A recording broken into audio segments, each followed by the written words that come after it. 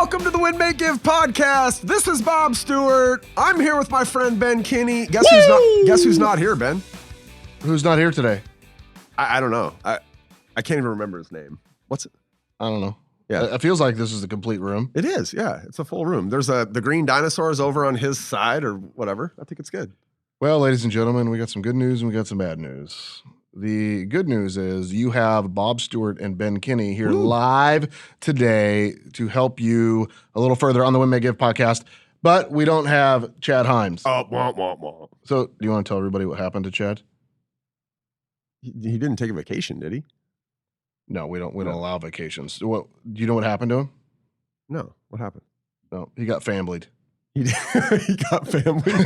He got familied. Yeah. Yeah, family came into town, and he couldn't join us today. Yeah. Well, he did. I think he did offer to drag the family along. He said, I'll come in there, but I got to bring the fam. But we didn't want to get familied. No, we didn't want to get family. No.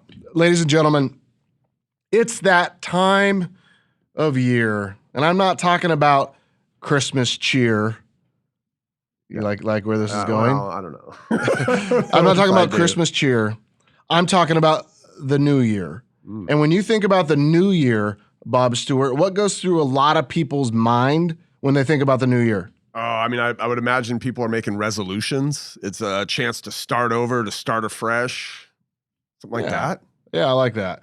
To improve on what happened this year and to make next year just a little bit better. Sure. So today, here's what I thought I'd bring up for us to talk about. Sure. Let's do a financial review conversation with ourselves. Ladies and gentlemen, it is almost the end of the year. I'm sure that you partook in the winmakegive.com/wealth, which is our wealth series. I'm pretty sure you did. And if you did, you probably thought a lot about your financial situation. Let's start with, Bob, what we call the 7 steps to wealth, because this is kind of the framework that I want you all to think about as we're doing our financial review. Step number 1 to wealth building, Bob, is what we call a reality check. Yeah. What does that mean? It means where do you stand today? In what areas? Your expenses, your assets, your liabilities. Yeah. Basically, what makes up your net worth, right? I guess in a business you'd call it a balance sheet, probably. Yeah. This is where we get naked for the benefit of ourselves. Yeah. Or for the downside of ourselves, depending on which one of us is talking. And which reminds me of a funny story about what your wife said, but I'm not going to bring that up. Where we get naked and this is why I don't tell him stuff, Dave. Like, back. Okay. Hey, we get naked. I just love saying the word naked, ladies and gentlemen. Where we get to say, like, how am I doing financially? How much cash do I have? How much debt do I have? Am I on track for retirement? Like all these sorts of things. Step 1 is a reality check. Step 2 is save like crazy. Now, what does that mean? I don't know. Somebody else is going to have to answer that. Save like crazy? That must mean something like stop buying the Jordans, stop buying every hat you come across, like that kind of thing? Bob, when you say somebody else is going to have to answer that. Chad? Chad, what do you have to say about this one? I'm giddy about this. You are the only person in the room, Bob Stewart. There's nobody else. Well, I'm giddy because I've missed a few of these, and you guys, I hear you guys trashing me when I'm gone. So like the idea that we get to make all the Chad's not here jokes, I'm giddy. Okay. Save like crazy is where we go through and we do red light, green light with our expenses. Remember in the Wealth series, Bob, we go through our bank statement, so our credit card green statement. would be stuff we absolutely have to keep. Yeah. Yellow would be stuff that we're thinking, maybe we can call and get the price reduced, or maybe we could, do without. We're not sure. We're gonna look into those. And red stuff that we go, we we don't need this. Yeah, it's ridiculous that we spent this much money on that or whatever that might be. Like, oh my God, I'm still paying for this. I did that as a trial. I didn't mean for that to last the last 9 months. Yeah. Step number 3. become a student of wealth. Meaning, if you want to be better financially this year or next year in 2022, how much are you going to learn about money? How many money books or investing or those types of things are you going to How many times read? are you do the wealth series again? Right. You gonna do it again? You should. Podcasts, conversations, books. We're going to become students of wealth. You know what's crazy, Ben, is I keep trying. I really try hard, but I have yet to learn a bunch about something that I didn't set out to learn about. You know what I'm saying? Like, if we want to learn about money, be better with our money, this stuff doesn't just happen in our sleep. No, it's not accidental. Okay, number 4, we got to increase our income. Now, we increase our income by growing our business, asking our boss for a raise. But there's a particular way we do that, which we talk a lot about in the wealth series. Yeah, right? Finding other sources of income. Now, the reason that we do it in these order, because if you reduce your expenses and you increase your income, that creates a delta that you can use, right, to invest. Because the next one is invest wisely, step 6. Mm-hmm. Now, if you invest wisely into real estate or into stocks or into your businesses or saving up cash or whatever you're doing, the right way to do that is so that you pay less taxes, so that you have extra money to invest. Now, as you go through these different steps, last one being give, do something good with the money that we've done. Think about all these steps. Go through the wealth series if this isn't familiar to you. I want you Chad, to by the way, we're missing Chad. If Chad was here, he'd jump back and he'd be like, the wealth series, that was episode 12. That's kind of his deal. Like, I don't know how he's got like this crazy memory for that stuff, but I'll try to dig up what episodes those were. Just to be clear, I wouldn't say we're missing Chad. Like Chad's not here, but I wouldn't say we're missing Chad. Okay. We are going to do a financial review. So Bob, write these questions down. Okay. Question 1. This is for us to ask ourselves. Has my income increased this year? Because we're doing a 2021 review, right? Mm-hmm. If yes, that's awesome. Calculate the delta. How much bigger is it this year than last year? Second question. Has the amount of debt that I have decreased? Have we paid down our mortgage? Do we have less credit cards? Like, what's going on in our financial world when it comes to debt? Number 3, because if you took the wealth series, you were doing this hopefully monthly, but maybe just quarterly. Maybe you haven't done it since then. Has my net worth changed? Has it increased? That's our third question. Remember, the net worth is simply a measurement of all your assets minus all the liabilities that you owe, all the debt. That delta is what your net worth is. Can I share a secret with you? Like, it's an admission, I guess. You know, we did, Chad and I, when you were gone, we did kind of a revisit of the net worth tracker, and we talked specifically about mine, and I'd gotten away from it for a while and have been doing it. I'm petrified this month to do it. We've been on such a pretty steady clip up, but my stock portfolio has taken a hammering in the last 2 weeks. I don't want to go in and do my net worth tracker. I don't want to see the number down, you know? But I bet you your retirement account hasn't. No, yeah, it's you're probably right. doing and good. My house is doing fine. Right. And, you know, I mean, there's lots of other things, but I don't know. We've been on this little streak of it going up for a long time, so I've been putting it off, looking at my stock account. That's my secret. Yeah. It's been a rough couple weeks for those holders of individual stocks. Hey, number 4. Am I on track for retirement? To know if you're on track for retirement, you would have to know what your retirement goal is.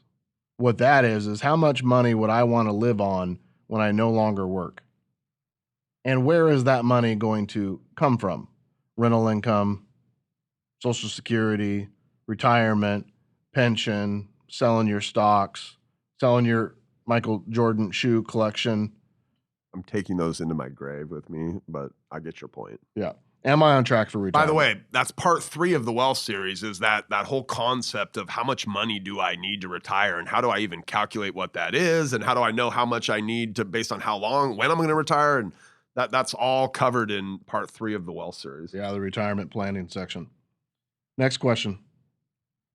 What was my biggest financial win this year? What was my biggest financial win? What did I do this year that had the biggest impact on my finances? Some of you might say, well, I paid off my credit cards, or I got a better job, or I bought a house, or I invested some money, or I cut out these expenses. What was your win? Because we need to have something to celebrate.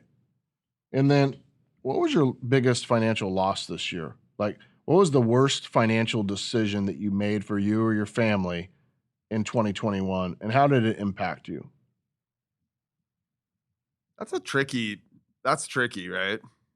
I don't know. As I like think back on my own financial year in review, like our worst financial decision was probably like a really nice vacation we took, but I'm like, it wasn't the most fiscally responsible decision, but man, there's like that, your partner, Chris, would say there's that experiential value of that, right? So that's maybe a tricky one for some people. Others, it's obvious, what your worst one might have been, but it could be a bad expense. You ever bought something and you thought after you bought it that you would feel happier or better, but the next day you woke up and you felt exactly the same? Every single purchase I've ever made. Every pair of shoes that shows up at my house, I've been chasing like the feeling of my first pair of Jordans my entire life. Absolutely. Yeah. Next question. What did I financially learn about myself this year? That might be more stuff doesn't make me happy. It might be I felt a sense of security by not having payments on something. And when you take the time to think about that, you might reflect on it. And the next time you're thinking about buying something, we're going to have to pay payments. You might sit up and say, nope, I remember I just wrote down that I felt a sense of freedom not having a credit card or not having a car payment or whatever that might be. And you might just stretch it a little bit longer. There's something to like, I don't know. Our listeners can't see me. You can. I take notes and everything. I've literally written down all of your questions here. There's something to write, like and I'll go back and do this. There's something about writing the answers to these things down. Like you just said, like you'll reflect on it. Your brain traps stuff in a little bit more when you write it down. So you're encouraging people to ask the questions of themselves. Write these questions down. A lot of, these are questions I have to bring my spouse in on, right? Aaron's got to come in and we got to, together decide what was our best and worst financial decisions, right? But the act of writing these down, then I've got them to reflect back on later when I go to make maybe a subsequent poor financial decision or I don't know, just something about writing. It's a good point. And I think it's just as important to take the time to write the answer down. Yeah, for sure. Put it in writing sometimes cements it, right? Once you're done with that, that's your 2021 financial review questions. There's only one more question that I want you to ask yourself. What am I going to do different next year? What am I going to do different next year? And when you do that, you could actually break it down and say, well, here's my income goal next year, and here's my debt goal next year. Here's my net worth goal next year. Here's my on track for retirement goal. This is what I want to learn about next year. You could actually come up with a better plan for you and your family on how does 2022 be the year where financially things change for you. That make sense? Yeah, it makes sense. I get a chance to kind of be close in your orbit at sometimes. I heard you having this conversation with somebody 2 hours ago. I don't even know who it was. I was in your office working on something and we'd been working on some product stuff and you kind of stepped to the side and took a call. And I looked up 20 minutes later and you're into this type of a conversation with like somebody, right? I don't know who it was, but it's fascinating to just listen to you kind of live this with people, right? All the time. A great human called me, who's one of our Win Make Give listeners, and I'm always willing to answer questions or talk to somebody. And without telling you his name, because I want to protect his privacy, he was saying Ben, I've accumulated a lot of money in my retirement account, and I'm worried about it. I feel like I should pull it out and buy a piece of real estate. And my conversation with him was not, are you right or wrong? It was, what are your options? And I did the math. You probably heard me do the math with him. Yeah. Say if you don't pull it out and you continue to contribute, it'll be 3 times the amount that it is today. Yeah, you pulled up like a little calculator and you were throwing it into the deal and you were spouting it out at him. Yeah. Yeah. I said, how would you feel in 10 years if that number wasn't 500,000, that number was 1.8 million? And all you would have to do was continue to contribute $9,000 a year to make that happen, getting a consistent return of the number I chose. I said, well, instead of borrowing from that, why don't you just go buy another rental property? Just go buy another house, move into it yourself, buy it owner occupied. Why don't you add a little bit more to your retirement? He was worried that in 10 years when he wants to retire that he wasn't going to be in the position that he wants to be, but he was only 2 or 3 important decisions away from being on track for that. Now, he was also 1 or 2 bad decisions away from getting off track of it, right? Yeah. Don't make decisions alone financially. That's a good lesson, right? Because we're going to overthink it or underthink it, or we're going to be motivated by fear or whatever, right? Or greed or opportunity. Don't make those decisions alone. Pick up the phone and call somebody and say, hey, help me think through this. And ladies and gentlemen, if you need somebody to call Chad. Chad's available at any time you want, and his number is 360-389. I forget the last 4 digits. Anyway, send him Don't a Facebook. worry, I got him for you. Hold on. Send him a Facebook message and tell him I sent you. It's facebook.com/groups/windmaygive. Chad Hyams, HYAMS. You just track him down, send him a message. Let's make 2022 the best financial year of our lives by taking the time today and doing an in-depth financial review and asking ourselves these important questions. So one last time, Bob, I want you to read through each one of the questions for us. You got it. Number 1, has my income increased? And what's that delta? Has my debt decreased? We want both of those things going in those directions, by the way. Number 3, has my net worth increased? Which you're not going to know if you weren't tracking your net worth at the beginning of the year, right? Or at some points along the year. Number 4, am I on track for retirement? Win, Mate, Give, Wealth Series, episode 3 is where you really dial yourself in on that and even know what on track means. Number 5, what was my biggest financial win? Number 6, what was my worst financial decision? Some of us, yours truly included, might have a few to pick from. Number 7, what did I financially learn about myself? And then your kind of summation question, what is going to be different next year and how am I going to approach next year differently? I've been thinking a lot about the secrets of building wealth and being in a better financial situation. And the answer is not sexy. It's also not complicated. It's actually quite simple. The secret to building wealth is to not sell things that go up in value. The secret to being poor or to breaking even or not getting ahead is to continue to sell things that go up in value over time. I feel like you're like, you know that we talked about this earlier today. The last house that we moved out of, we sold. And it's one of those, gosh, like, I just wish I could do it again because the money we need, like the reason we sold that house was to get some money for the next down payment. But the reality is like, we could have figured that out, and now 3 years later, that house is worth $200,000 more than we sold it for. And it's just one of those, it's an I told you so type of thing, right? Like you told me so. So that's an opportunity cost. Yeah. When we look back, what are some of our biggest financial lessons or losses over the last years? Mine's the same thing, Bob. Yeah. There's properties that I've sold that I wish I'd still own. I talk about my dad all the time. There's no property my dad drove by 30 years ago where he says, gosh, I'm sure glad I didn't buy that one. Mm-hmm. It doesn't exist. So this is our opportunity to reflect and make better decisions in 2022 where we don't sell things that go up in value over time. That's the secret. Ladies and gentlemen, I'm not going to end it the way Chad does because he's not here and I'm not really listening, so I don't really know what he says. But he talks for a long period of time about a bunch of crap that none of us actually listen to. Actually, Dave, I wish you'd just start editing it all out. He says, go to Facebook and go here and do this and give us a rating. Like, I don't know what he says. Says a lot of shit. Am I allowed to say that? I don't know if I'm allowed to say that. Yeah, you are. Bob, how do you want to end today's episode?